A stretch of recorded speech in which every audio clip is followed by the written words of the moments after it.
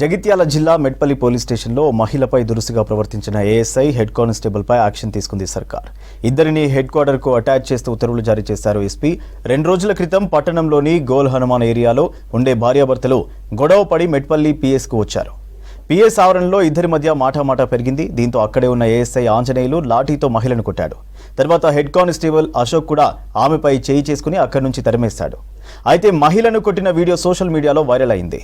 విపక్షాలు, ప్రజా సంఘాల నుంచి తీవ్ర విమర్శలు రావడంతో ఉన్నతాధికారులు చర్యలు తీసుకున్నట్టు తెలుస్తోంది.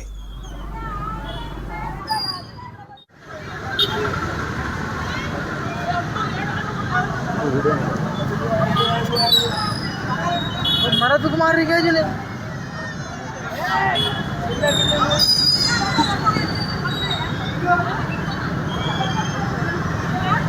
अरे बच्चा मुझे फिर उसको रख लिया क्या